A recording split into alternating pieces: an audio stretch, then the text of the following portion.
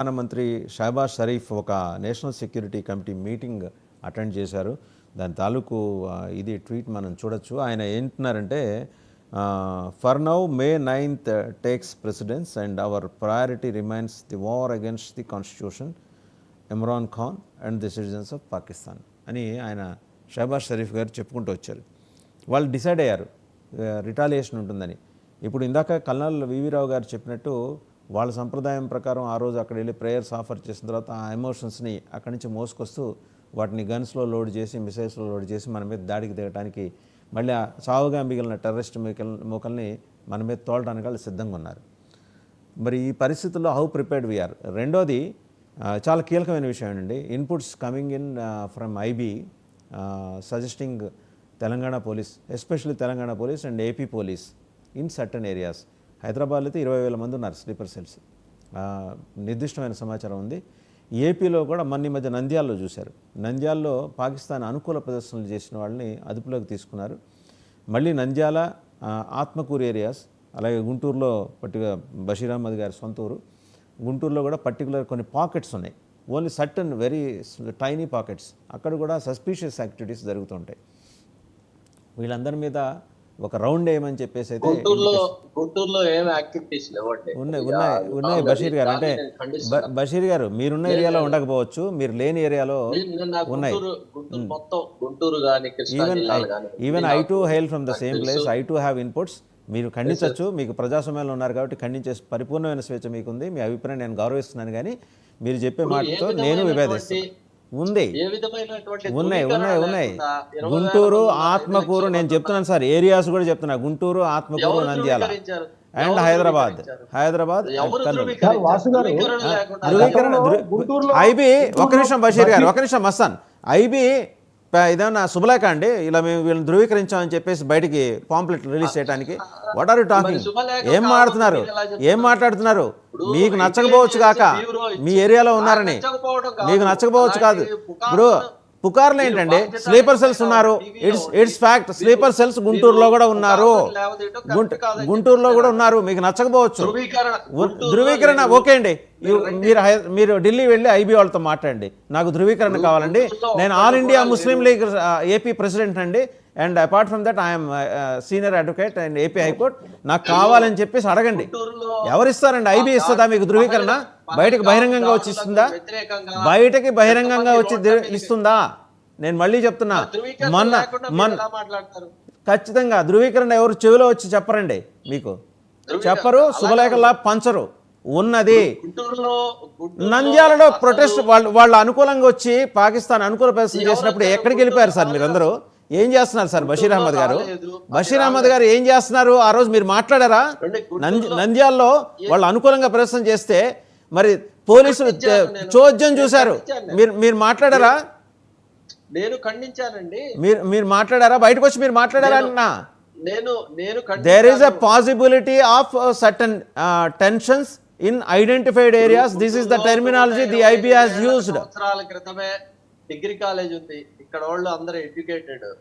దేశం ఏదో sir, education వేరు, ఎమోషన్స్ వేరు. నేను మళ్ళీ అదే చెప్తున్నా, రెండింటిని కలపద్దు. ఎడ్యుకేటెడ్ ఎలిట్ పీపుల్ వేరు. గుంటూరులో అయితే లేరు. సరే మీరు ఒప్పుకోవద్దులేండి, కానీ మీరు ఒప్పుకోవాల్సిన అవసరం కూడా లేదు. కానీ ఉన్నదైతే ఇది నేను ఐఎమ్ టాకింగ్ టు కిషోర్ గారు. ఈ 4 ఏరియాస్ అయితే ఉన్నాయండి వాళ్ళ దగ్గర. IB has certain information and specific inputs about the ongoing developments. ఈ పర్టికులర్ 4 ఏరియాస్ మీద ఎక్కువ కాన్సన్ట్రేషన్ చేశారు. ముందర హైదరాబాద్ ఖాళీ చేయించాలండి. అది సాధ్యమవుతుందా? కేంద్ర ప్రభుత్వం చేయగలదా?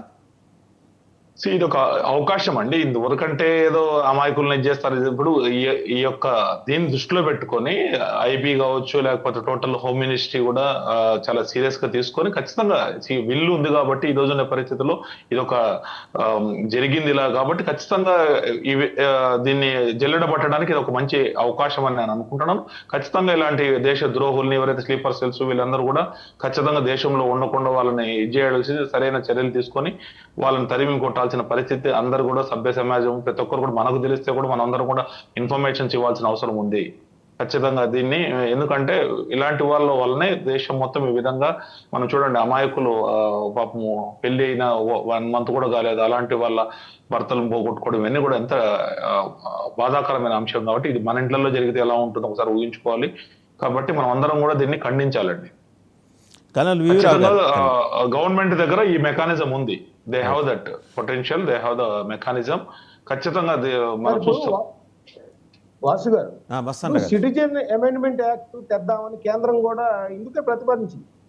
సిటిజన్ అమెండ్మెంట్ యాక్ట్ తెస్తేనే ఇలాంటి విషయాలన్నీ కూడా బయటపడే అవకాశాలు ఉంటాయి.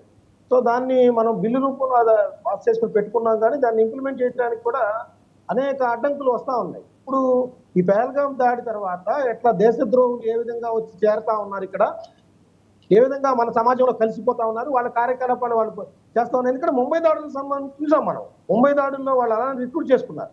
ఆ విధంగా రిక్రూట్ చేసుకునే అక్కడ అంతమందిని, వందలాది మందిని పొట్టన పెట్టుకున్నారు. మనం ఆ శివాజీ టెర్మినల్ కావచ్చు, లేకపోతే ఆ తాజ్ హోటల్లో కావచ్చు, అవన్నీ కూడా వాళ్ళందరూ ప్రీ ప్లాన్డ్. కసప్ అనేవాడు ప్రొజెక్షన్, మిగతా ఇన్ఫర్మేషన్ గ్యాదరింగ్ కానీ, పంపించడం కానీ, వాళ్ళందరినీ చేయటం కానీ. అయితే హైదరాబాద్లో కూడా ఉన్నారు. ఖచ్చితంగా మీరు ఇందాక ఏదైతే వాసు గారు చెప్పారో, గుంటూరులో 2000 ఆ టైంలో చంద్రబాబు నాయుడు గారు ముఖ్యమంత్రిగా ఉన్నప్పుడు మసీదులో బాంబు పేలింది. దాని ఆనవాలు ఉన్నాయి.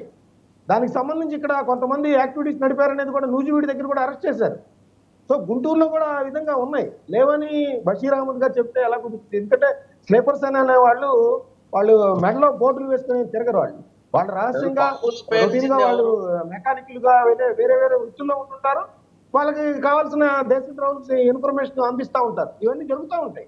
మన దేశంలో మత కల్లోలను కానీ అస్థిరపరిచేందుకు కానీ వాళ్ళు పన్నాగాలు పొందుతూ ఉన్నారు. పాకిస్తాన్ నుంచి ఇప్పుడు మనం చూస్తా ఉన్నాం, బంగ్లాదేశ్ నుంచి యుద్ధం అందుకే వచ్చింది. మనకి శరణార్థుల రూపంలో ఇక్కడికి వచ్చేస్తా ఉన్నారనేది కదా మనం వాళ్ళకి తీసుకెళ్ళి. సో ఇవన్నీ కూడా మనం రివ్యూ చేసుకొని ఇదే సరైన సమయం. ఇందాక సార్ చెప్పినట్టు కిషోర్ గారు ఏదో పాయింట్ చెప్పాలనుకుంటున్నారు. కిషోర్ గారు, ఇప్పుడు గుంటూరులో జిన్నా టవర్ ఉంది ఇప్పుడు కూడా, మరి దాన్ని ఎందుకు వ్యతిరేకించట్లేదు చెప్పండి?